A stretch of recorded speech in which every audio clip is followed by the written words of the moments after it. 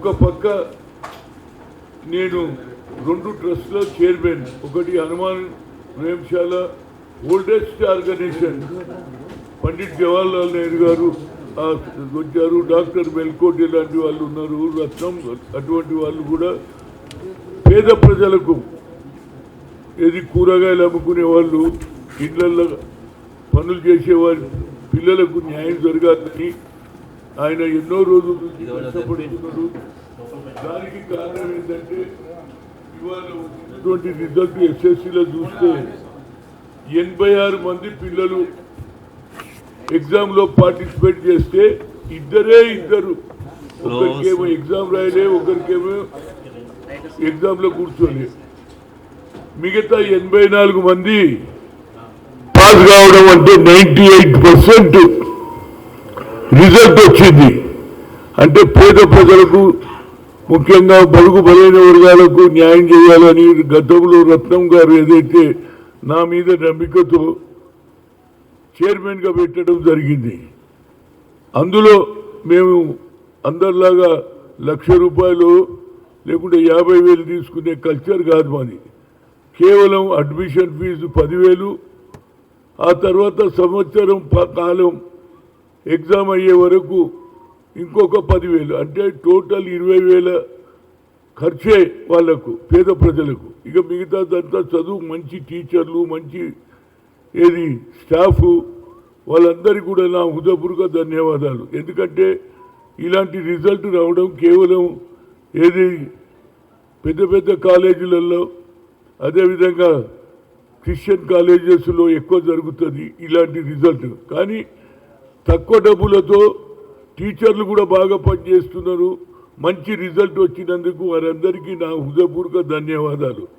ఇకపోతే ఇవాళ రోజే దీంతో పాటు నేను దామోదరం సంజీవయ్య గారి ట్రస్ట్ చైర్మన్గా, గతంలో కేఎస్ఆర్ మూర్తి గారు నా మీద అభిమానంతో నన్ను చైర్మన్ చేయడం జరిగింది, ట్రస్ట్ చైర్మన్గా. కానీ ఆనాటి నుంచి నేను తప్పనిసరిగా ఆయన బర్త్డే, డెత్ యానివర్సరీ చేస్తున్నా. దానికి రాహుల్ గాంధీ గారు కూడా ఏది కర్నూలులో ఉన్నటువంటి వాళ్ళ గ్రామానికి కూడా వచ్చాడు, కొప్పుల రాజు గారు, వీరందరూ వచ్చారు. అదేవిధంగా ఆయన జన్మదిన సందర్భంలో కూడా హైదరాబాదులో ఏది దామోదరం సంజీవ పార్కు కూడా వచ్చిపోయారు. కనుక నా ఉద్దేశంలో ఇవాళ మా ముఖ్యమంత్రి గారు ఇవాళ నాకు ఒక కార్యక్రమం ఇచ్చారు, ఏది బీసీ దానికి గవర్నమెంట్ అడ్వైజర్గా ఇచ్చారు. కాబట్టి వారికి నా హృదయపూర్వక ధన్యవాదాలు. దీంతో పాటు నాకు ఒక ఆలోచన వచ్చింది. అందులో నాకు నెలకు ₹1,00,000 జీతమయ్యా. నా ఉద్దేశం ఏమిటంటే 12 నెలలు అంటే 2 years వరకు ఉంటుంది. కాబట్టి ఈ 2 yearsలో 1 year కంప్లీట్ ఎవరికి హనుమాన్ వేంశాల పేద విద్యార్థులు ఎవరైతే కట్టలేని పరిస్థితుల్లో 10,000 కడతాము, లేకుంటే 15,000 కడతాం, వాళ్లకు ఈ ₹1,00,000 ఉపయోగించుకోవాలని నేను ట్రస్ట్ చైర్మన్గా కోరుతున్నా. రెండోది, ఏ దామోదరం సంజీవయ్య గారు నీతి నిజాయితీగా అందరూ రాజకీయాల్లో రావడంతో కోట్లు సంపాదిస్తారు. కానీ ఆయన నీతి నిజాయితీ పడు, చదువుకున్నటువంటి ఆర్థికవేత్త, 2 సార్లు ఏఐసిసి అధ్యక్షుడుగా, అదేవిధంగా రాష్ట్రానికి ముఖ్యమంత్రి అయిన వ్యక్తి. ఆయనకు తప్పనిసరిగా న్యాయం జరగాలని, నేను ఆయన స్మృతి భవన్ కట్టియాలని చాలా రోజుల నుంచి ఆలోచన చేస్తున్నా. అదే చంద్రబాబు గారు ముఖ్యమంత్రిగా ఆయనని అడిగాను, అదేవిధంగా ఎవరు పవన్ కళ్యాణ్ కూడా అడిగాను. ఈ డబ్బులు ఉపయోగపడి ఆడ ఏది స్మృతి భవన్ కట్టియడానికి 1 సంవత్సరం పూర్తిగా హనుమాన్ వేంశాల, ఇంకో సంవత్సరం పూర్తిగా దామోదరం సంజీవ్ గారి ట్రస్ట్ చైర్మన్కి ఇవ్వడం జరుగుతుంది. ఏదైనా నాకు తప్పనిసరిగా ఒక న్యాయం జరుగుతుంది అనేది నా ఉద్దేశం. నేను అడిగింది ఏది, రాజ్యసభ కావాలన్నా, అసెంబ్లీలో పార్లమెంట్లో టికెట్ కావాలని 2 సార్లు ఖమ్మం నుంచి ప్రయత్నం చేశా. రాజీవ్ గాంధీ గారు నా మీద అభిమానంతో ఆ రోజులలో యాజ్ ఎ ప్రైమ్ మినిస్టర్గా 2 సార్లు ఆ ప్రాంతానికి వచ్చాడు. తర్వాత ఒకసారి ప్రైమ్ మినిస్టర్ లేనప్పుడు కూడా వచ్చాడు. కానీ ఆ తర్వాత ఆయన చనిపోయిన తర్వాత ఏం చేయలేని పరిస్థితులు అయినా ఆయన ఆలోచన నా మీద ఉన్న అభిమానంతో ఒక చిన్న కుటుంబంలోకి వెళ్ళి రాజకీయాలలో దానికి ఎవడు గాడ్ ఫాదర్ లేడు, కానీ నా టాలెంటు నా కష్టం ఆ కుటుంబానికి లాయలు ఉందని తెలుసుకొని నన్ను ముఖ్యమంత్రి స్థాయి దానిగా తీసుకెళ్ళాడు. అది కూడా జరగలే. లాస్ట్ డేస్లో చెప్పాడు, ఏదైతే విశాఖపట్నం నుంచి పెరంబూరు పోయేటప్పుడు Hanumanth after parliament elections will be over I will make you CM అన్నాడు.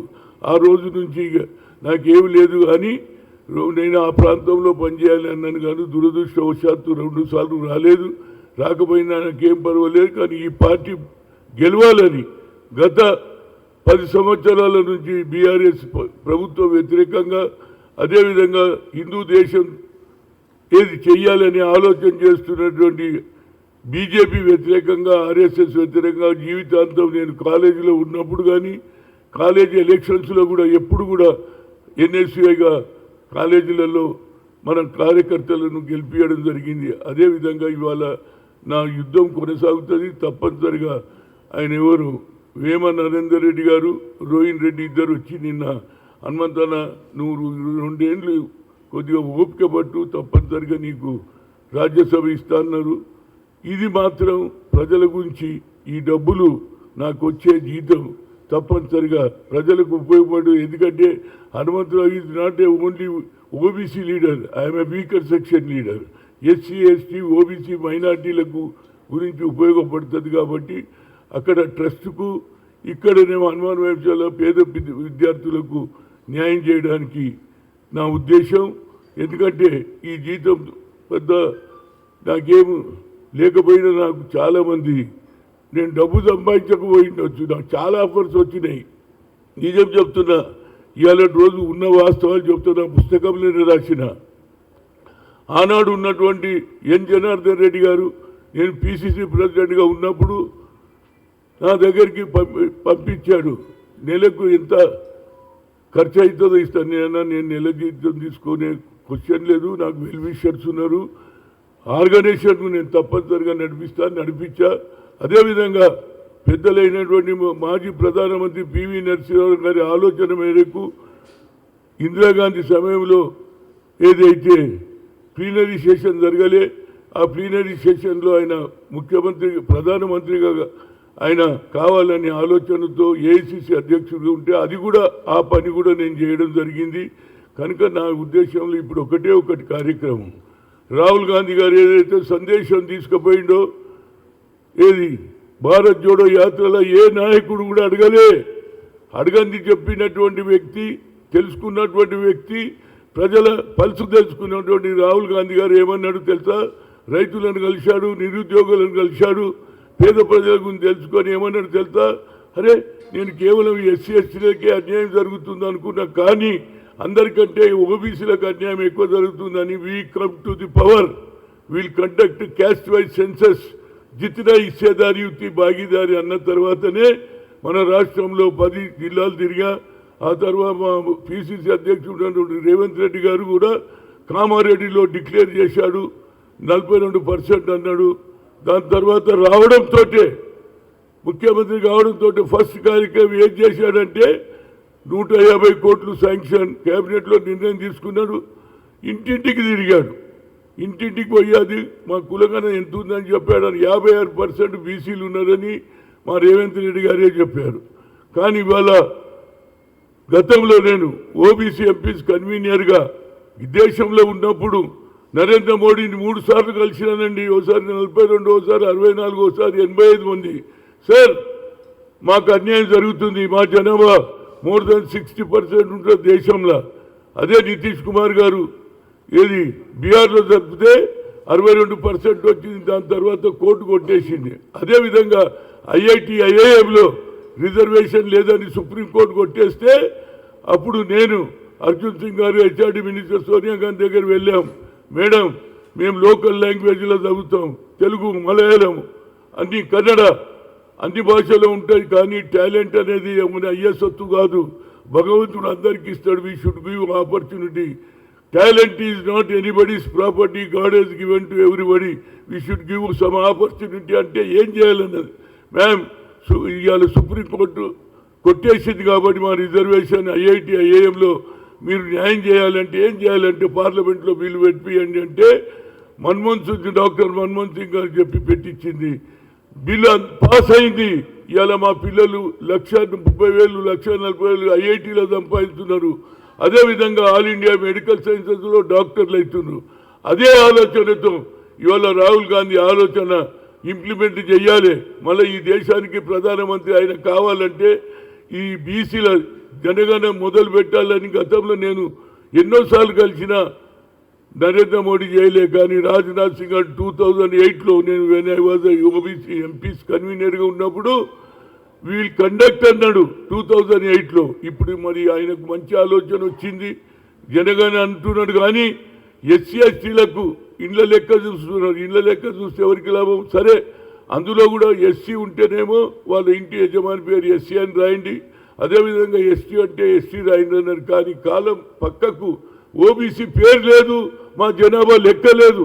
కనుక తప్పనిసరిగా ఈ రాష్ట్రంలో మొట్టమొదటి వ్యక్తి రేవంత్ రెడ్డి కులంగా జరిగిన యావత్ భారతదేశంలో. అదేవిధంగా అదే రాహుల్ గాంధీని పిలిచి ఇక్కడ తెలంగాణలో మొట్టమొదటి బీసీ మీటింగ్ పెట్టి ఎప్పటి వరకు అయితే ఆయన వస్తుడు 10వ తేదీ నాడు నేను ఆయనకు లెటర్ రాస్తున్నా, నరేంద్ర మోడీ నువ్వు ఓబీసీ ఉండి కూడా నువ్వు ఓబీసీలకు న్యాయం చేస్తలేవు, హైదరాబాద్కు వస్తున్నావు కనుక రాకముందే మా కులగన అందులో ఇంక్లూడ్ చేయకపోతే తప్పనిసరిగా హనుమంతరావు ప్రజల మనిషి తెలంగాణ నుంచి ఎంతోమంది ప్రాణాలు అర్పించినారు, ప్రాణాలు కోల్పోయారు, జైలుకు పోయారు. అదేవిధంగా నేను కూడా తప్పనిసరిగా ఆయన 10 లోపల ఈ ఆలోచనలో మార్పు రాకపోతే నేను ఆమరణ నిరాహార దీక్ష చేస్తాను. ఏదన్నా కానీ అప్పుడన్నా నరేంద్ర మోడీ ఆలోచనలో మార్పు రావాలి. అమిత్ షా బాబాసాహెబ్ అంబేద్కర్ను పార్లమెంట్లో అవమానం చేస్తాడు, 6 సార్లు పేరు ఎత్తుతాడు. అరే ఆయన భగవంతుడు అరవై భగవంతుని చేస్తాడని మీరు స్వర్గానికి పోతారన్నాడు. అటు నరేంద్ర మోడీ ఆలోచన ఏ విధంగా ఉన్నదని తెలిసాలంటే తప్పనిసరిగా ఈ కులంగనలో మాకు చేర్చకుంటే మళ్ళీ 100 సంవత్సరాలైనా మాకు న్యాయం జరగదు బాబు.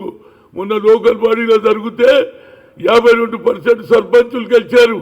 అదేవిధంగా ఎక్కువ సంఖ్యలో చైర్మన్లు వైస్ చైర్మన్ మా అధికారాన్ని ఓట్లో మోర్ దాన్ 60% ఎక్కువ జనాభా లెక్కలు ఎందుకు చేయరని ఆయనకు లెటర్ రాస్తున్నా. ఆయన 10కి లోపల వచ్చే లోపల ఈ నిర్ణయం తిరగకపోతే I will take indefinite hunger strike.